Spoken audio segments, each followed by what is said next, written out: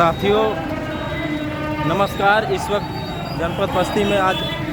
लोकसभा प्रत्याशी लव कुश पटेल के लिए बहन कुमारी मायावती जी का आगमन हो चुका है। हम गेट के माध्यम से प्रवेश कर रहे हैं, आपको दिखा रहे हैं इस वक्त। और यहाँ पर देखिए काफ़ी संख्या में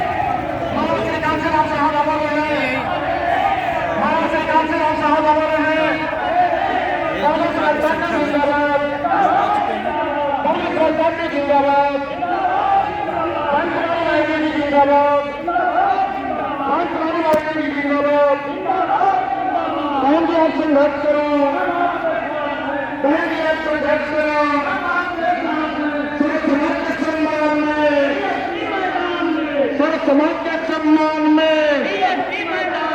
सर समाज के सम्मान में बहनिया भागे बढ़ो, बहनिया भागे बढ़ो, दलित पिछड़ा आदित्यों के सम्मान में, दलित पिछड़ा आदित्यों के सम्मान में, सर समाज के सम्मान में, सर समाज के सम्मान में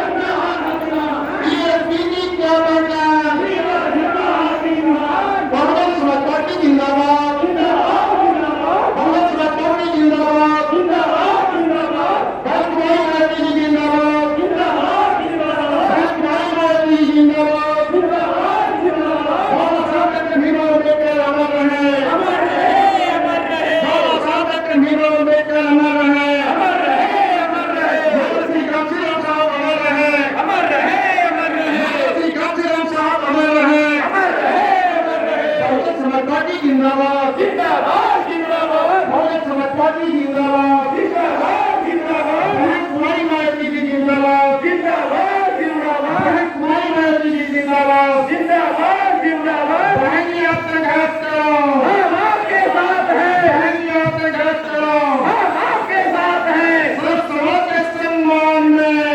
मैदान में, सब समाज के सम्मान में, मैदान में बहनी आप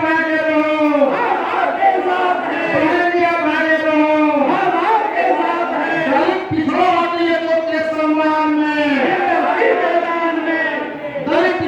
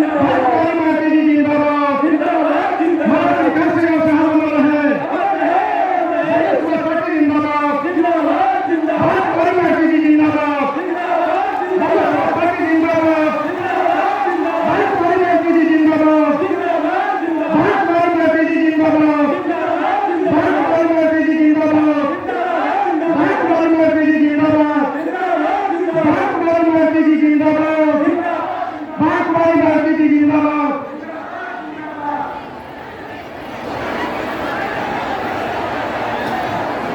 साथियों, बहुजन समाज पार्टी के तत्वाधान में मंडल बस्ती में,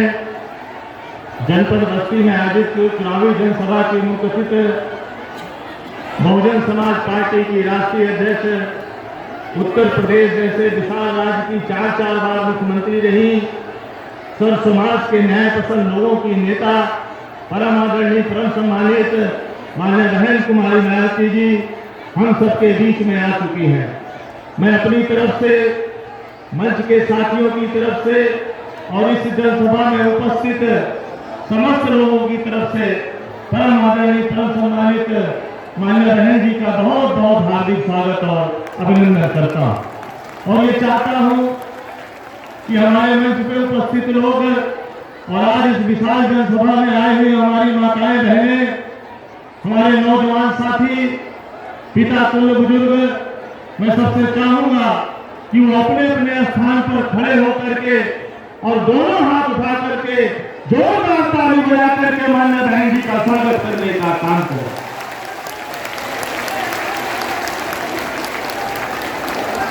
मैं चाहूंगा कि हम सबके बीच में लोकसभा बस्ती के माननीय बहन जी के आशीर्वाद प्राप्त प्रत्याशी श्री लवकुश पटेल जी आए और चुनाव चिन्ह हाथी भेंट करके माननीय बहन जी का स्वागत करने का काम करें। माननीय बहन कुमारी मायावती जी जिंदाबाद, माननीय बहन कुमारी मायावती जी जिंदाबाद। दूसरे हमारे भाई नदीम जी जो डुमरियागंज के प्रत्याशी हैं, आप माननीय बहन जी को तथागत गौतम बुद्ध की प्रतिमा भेंट करके स्वागत करने का काम करें। माननीय बहन कुमारी मायावती जी जिंदाबाद, माननीय बहन कुमारी मायावती जी जिंदाबाद। लोकसभा संत कबीर नगर के प्रत्याशी भाई श्री नवीन असरफ जी और उनके भाई मोहम्मद दानिश जी, आप माननीय बहन जी को तथागत बुद्ध की प्रतिमा भेंट करके स्वागत करने का काम करें। माननीय बहन कुमारी मायावती जी जिंदाबाद, माननीय बहन कुमारी मायावती जी जिंदाबाद,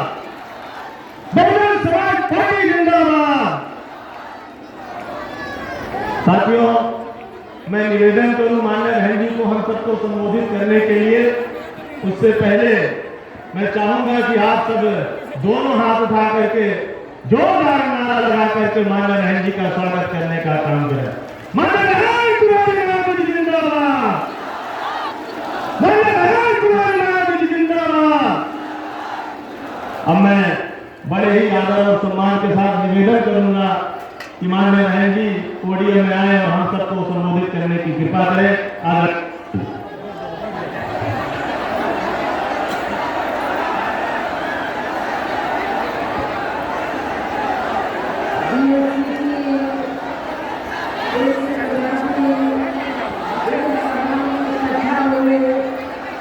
पार्टी के सभी छोटे बड़े पदाधिकारी एवं कार्यकर्ता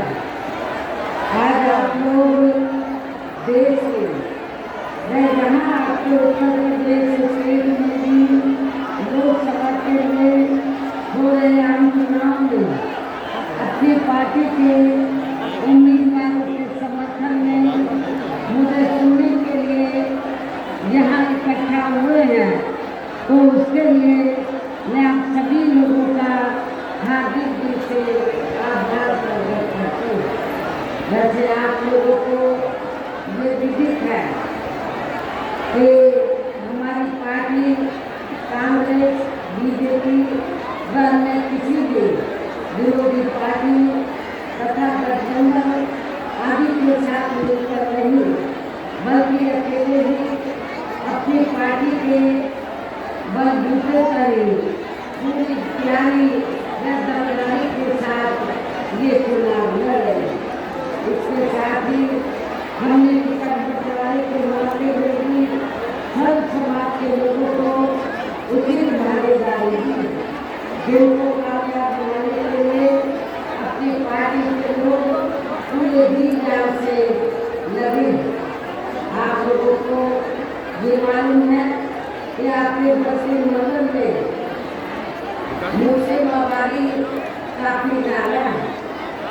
तो मुस्लिम आबादी को ध्यान में रखकर हमने संत कबीरनगर जो लोकसभा की सीट है और डुमरियागंज लोकसभा की सीट से हमने मुस्लिम समाज के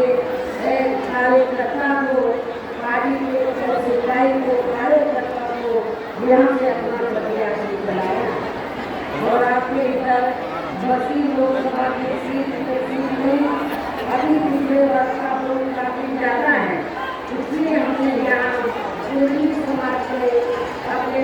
कार्यकर्ता को यहाँ अपना प्रत्याशी बनाया। हालांकि आज यहाँ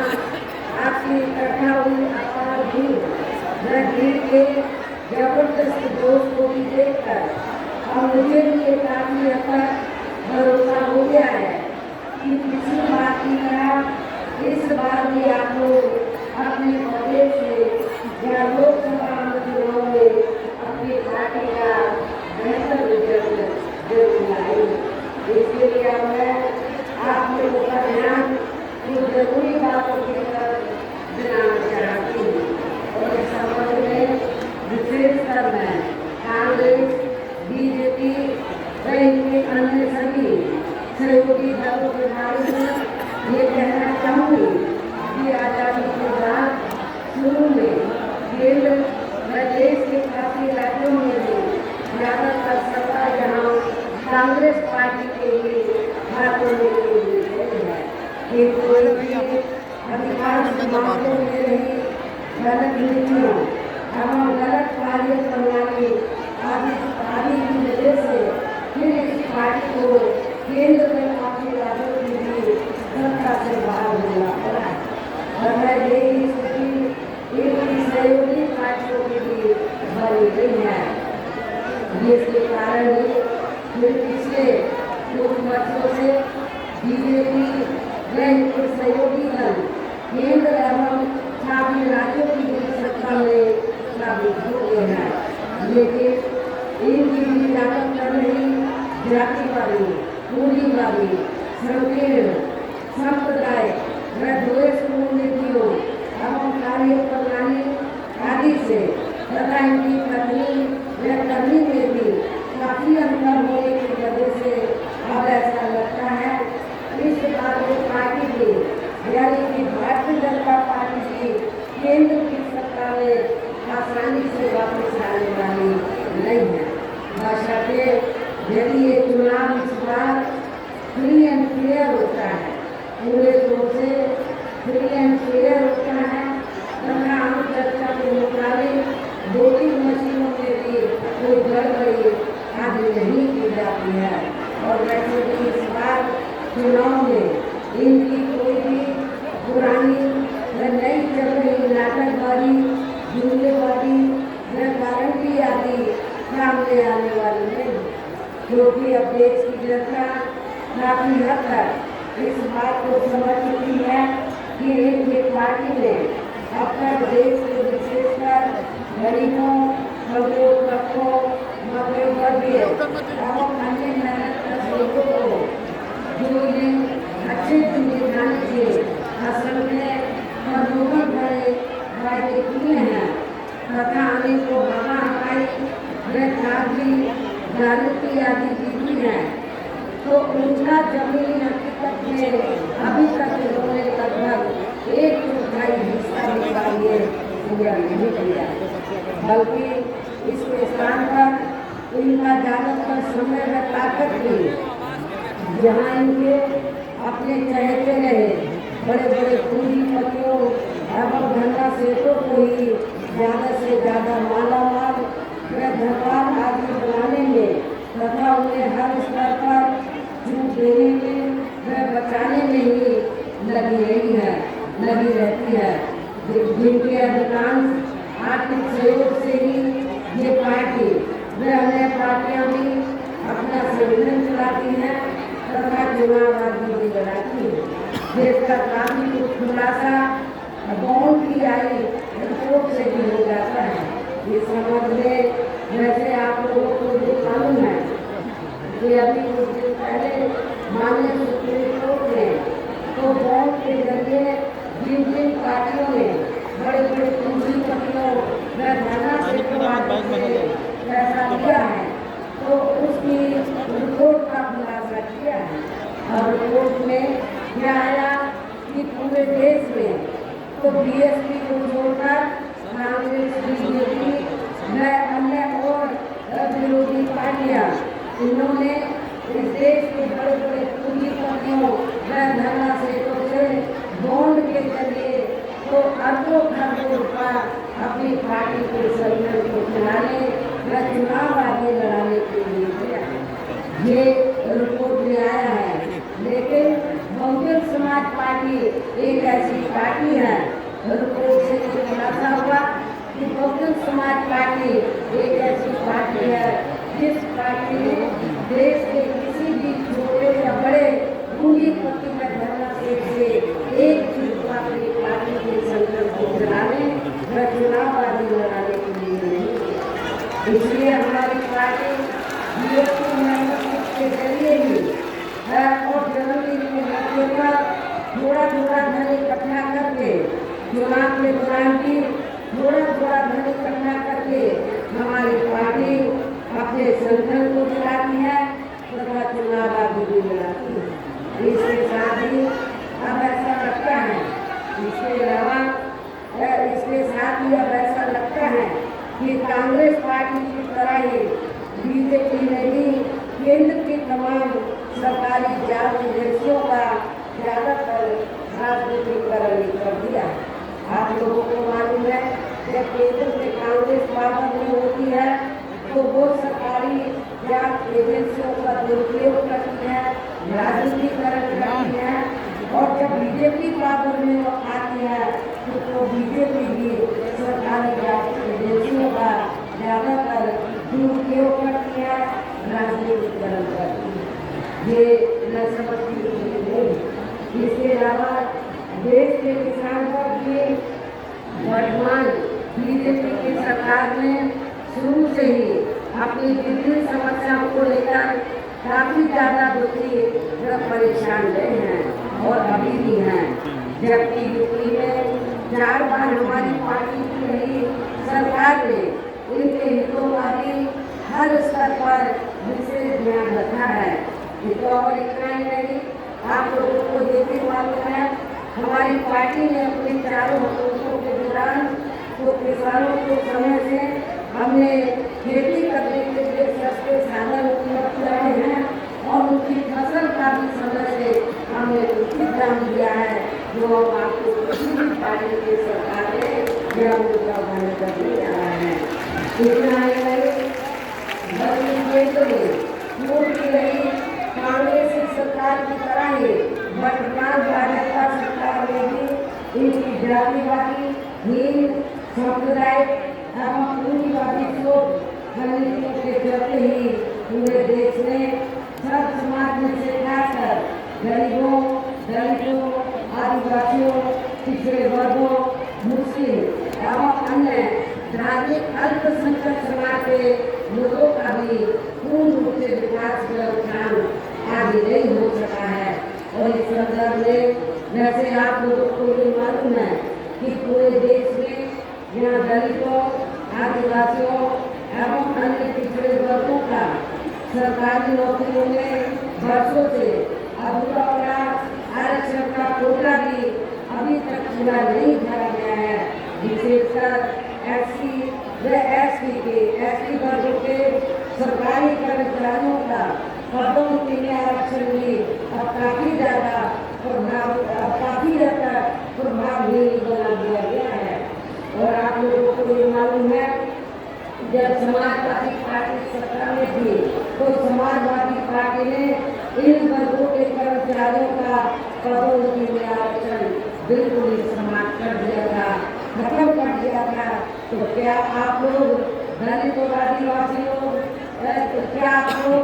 ऐसी समाजवादी पार्टी को वोट देंगे? मैं समझती हूँ कि आप लोग बिल्कुल भी ऐसी पार्टी को माफ नहीं करेंगे, वोट नहीं देंगे। साथ ही केंद्र में राज्यों में भी विरोधी पार्टियों की रही सरकारों में इन सभी वर्गों को प्राइवेट सेक्टर में आरक्षण दिए जाने की व्यवस्था किए बिना ही इनकी सरकारों के ज्यादातर सरकारी कार्य अब प्राइवेट सेक्टर के जरिए ही इनके बड़े बड़े पूंजीपतियों व धन्ना सेठों आदि को ही दिए जाने के कारण अब इनको पूरे देश में आरक्षण का बहुत कम ही लाभ मिल पा रहा है। इसी प्रकार इनका अन्य और मामलों में भी शोषण में उत्पीड़न आदि होना अभी तक भी बंद नहीं हुआ है। इसके साथ साथ मुस्लिम व अन्य धार्मिक अल्पसंख्यक समाज के लोगों की भी हर स्तर पर यहाँ काफी ज्यादा खराब बनी है। इतना ही नहीं बल्कि पिछले कुछ वर्षों से केंद्र व अधिकांश राज्यों में भी बीजेपी व आरएसएस की सरकारों के चलते हुए अब इनका विकास एवं उत्थान आदि होना भी काफी हद तक बंदशाई हो गया है। आए दिन पर खासकर हिंदुत्व की आड़ में हो रही जनजाति भी यह काफी ज्यादा चरम सीमा पर पहुंच चुकी है। इसके साथ साथ अपर कास्ट समाज में से विशेषकर गरीब लोगों की भी हालत हमें कोई खास अच्छी नजर नहीं आती है। इनकी गलत कृषि नीतियों के कारण किसान वर्ग भी आए दिन आंदोलित रहता है। साथ ही इनकी गलत आर्थिक नीतियों की वजह से देश की अर्थव्यवस्था पर भी इसका काफी बुरा प्रभाव पड़ रहा है, जिससे अब विशेषकर छोटे एवं मध्यम वर्गीय व्यापारी वर्ग भी काफी ज्यादा दुखी का निशान है। और केंद्र में पूर्व रही सरकारों की तरह ही वर्तमान भाजपा सरकार में भी यहाँ पूरे देश में गरीबी, बेरोजगारी एवं महंगाई आदि भी लगातार काफी ज्यादा बढ़ रही है। देश में हर स्तर पर फैला भ्रष्टाचार भी अभी तक भी खत्म नहीं हुआ है। ऐसे में अब आप लोगों को देश में हो रहे लोकसभा चुनाव में कांग्रेस, बीजेपी व इनकी सहयोगी पार्टियों को भी केंद्र की सत्ता में आने से जरूर रोकना है। जिनकी गलत नीतियों व गलत कार्य प्रणाली आदि को आप लोग काफी हद तक आजमा सकते हैं। ऐसी स्थिति में अब ये विरोधी पार्टियां इस चुनाव में भी किस्म के साम दाम दंड भेद आदि अनेकों हथकंडे इस्तेमाल करके केंद्र की सत्ता में आने की पूरी कोशिश में लगी है, जिनसे अपनी पार्टी के लोगों को हर स्तर पर काफी ज्यादा सावधान रहना है। और इस मामले में विरोधी पार्टियां अपने पक्ष में हवा बनाने के लिए खासकर मीडिया, ओपिनियन पोल व सर्वे आदि का जो बड़े पैमाने पर इस्तेमाल कर रहे हैं, तो उनसे भी अपनी पार्टी के लोगों को बिल्कुल भी धोखा नहीं होना है। इसके साथ ही विरोधी पार्टियों के विभिन्न रूपों में जारी किए गए इनके हवाई व प्रलोभन भरे चुनावी घोषणा पत्रों एवं वायदों आदि के बहकावे में भी अपनी पार्टी के लोगों को पकड़े नहीं जाना है। ये पार्टियां चुनाव खत्म होने के बाद ज्यादातर अमल में नहीं लाती हैं और अभी दिन भर से देश की जनता का अधिकांश विश्वास ही उठ गया है। ये खास वजह है कि हमारी पार्टी किसी भी चुनाव में अपनी पार्टी का कोई भी चुनावी घोषणा पत्र आदि जारी नहीं करती है। वैसे भी हमारी पार्टी किसी भी चुनाव में कहने में बहुत कम बल्कि कार्य करके दिखाने में ही ज्यादा विश्वास रखती है। और इस बात का सबसे बड़ा सबूत यह है कि उत्तर प्रदेश में 4 बार हमारी पार्टी के नेतृत्व में रही सरकार ने चुनाव में अपनी पार्टी के बिना कोई जारी किए गए चुनावी घोषणा पत्र के ही प्रदेश व आम जनहित में काफी कुछ ऐतिहासिक कार्य करके दिखाए हैं, जिनकी अब देश में अधिकांश पार्टियों की सरकारें काफी नकल भी कर रही हैं। जबकि इस मामले में हमारी पार्टी का ये कहना है कि यदि इन पार्टियों के स्थान पर केंद्र में हमें अपनी पार्टी की सरकार बनाने का मौका मिलता है तो तब फिर हमारी पार्टी की बनी सरकार केंद्र में यहाँ तक की नहीं सभी विरोधी पार्टियों की सरकारों की तरह केवल हवा हवाई व कागजी कार्य आदि नहीं करेगी और देश में अति गरीब परिवारों को अस्थायी तौर पर फ्री में जो थोड़ी सी खाद्य सामग्री दी जा रही है तो उससे इनका स्थायी तौर पर बना होने वाला नहीं है। लेकिन आप लोगों को ये भी मालूम है कि इसके बदले में जब कोई छोटा चुनाव हो या बड़ा चुनाव हो तो इसके बदले में सब बीजेपी या आरएसएस के लोग बीजेपी को वोट दे, ये बिल्कुल गलत है। इसमें रत्ती भर सच्चाई नहीं, क्योंकि इस संदर्भ में मैं आप लोगों को ये अवगत कराना चाहती हूँ कि पूरे देश में जो गरीब लोगों को थोड़ा सा जो फ्री में राशन दिया जा रहा है तो ये कोई बीजेपी व आरएसएस के लोग नहीं दे रहे हैं, बल्कि पूरे देश की जनता जो विभिन्न रूपों में केंद्र की सरकार को टैक्स देती है और टैक्स के जरिए जो सरकार के पास जनता का पैसा रहता है उस पैसे से आप लोग ये फ्री में राशन आपको दिया जा रहा है, ये कोई किसी की मेहरबानी नहीं। और वैसे भी आपकी ये जटिल समस्या जो गरीब लोगों की ये जटिल समस्या है देश में हर हाथ को काम देने से केवल दूर हो सकती है, जिसकी तरफ हमारी पार्टी की बड़ी सरकार विशेष ध्यान देगी। साथ ही देश में पिछले काफी वर्षों से आए दिन बढ़ रही गरीबी बेरोजगारी व महंगाई आदि से भी जनता बहुत ज्यादा दुखी व परेशान है, जिसे भी आर्थिक नीतियों में तब्दीली करके जरूर दूर किया जाएगा। धर्म की बिहार में पिछले कुछ वर्षों से खासकर मुस्लिम समाज के लोगों का द्वेष की भावना से जो इनका काफी ज्यादा शोषण व उत्पीड़न आदि किया जा रहा है तो उसे भी जरूर रोका जाएगा। और ये सब हमने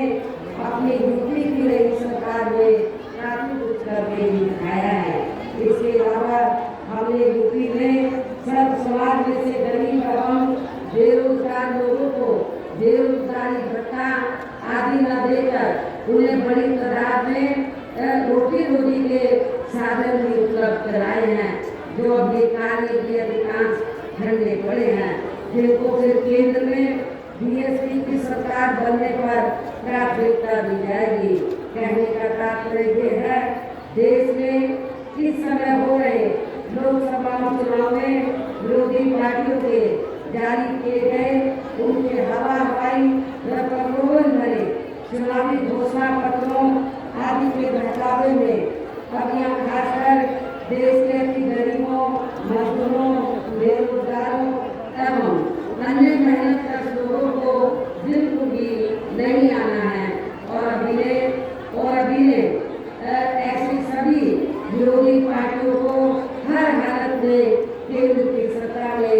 आने से जरूर रोकना है, जिनकी कतरी में काफी अंतर रहा है तथा जिले के लोग वर्षों से आजमा भी चुके हैं। ऐसे में मेरा ये कहना है कि आप लोगों को अपने अपने या अपने प्रदेश क्षेत्र एवं देश के भी हित में अपने वोटों को या कांग्रेस बीजेपी व अन्य विरोधी पार्टियों को न देकर केवल अपनी एकमात्र हितैषी पार्टी बहुजन समाज पार्टी को ही देना, जो ये पार्टी उत्तर प्रदेश की तरह ही केंद्र में भी अपनी पार्टी की सरकार बनने पर फिर पूरे देश में यह अपनी पार्टी के आधारित सरकार चलाएगी। इसके साथ केंद्र से जुड़ी आपके क्षेत्र की जो भी स्थान की समस्याएं होगी तो उन्हें भी फिर दूर करने का हर संभव पूरा प्रयास किया जाएगा। साथ ही यहाँ गरीबों मजदूरों, बेरोजगारों, कर्मचारियों, किसानों, छोटे व्यापारियों एवं अन्य मेहनत लोगों के हितों का भी विशेष ध्यान रखा जाएगा। सब समाज में से खासकर दलितों, आदिवासियों, पिछड़े वर्गों, मुस्लिम व अन्य धार्मिक अल्पसंख्यक समाज के लोगों के विकास एवं उत्थान के साथ साथ हर स्तर पर उनकी सुरक्षा आदि के लिए भी जरूरी कदम उठाए जाएंगे। और कभी फिर वास्तव में अपने देश के महान संतों, गुरुओं व महापुरुषों में भी विशेषकर महात्मा ज्योतिबा फुले, श्री छत्रपति शाहू जी महाराज, श्री नारायण गुरु, बाबा साहब डॉक्टर भीमराव अम्बेडकर एवं मान्यवर श्री कांशीराम जी आदि का अधूरा राज सपना जरूर साकार हो सकता है, जिनको यूपी में हमारी पार्टी के लिए सरकार द्वारा हर स्तर पर पूरा आदर सम्मान दिया गया है। इन्हीं खास बातों के साथ ही हम मेरा देश व आपके स्टेट के भी हित में,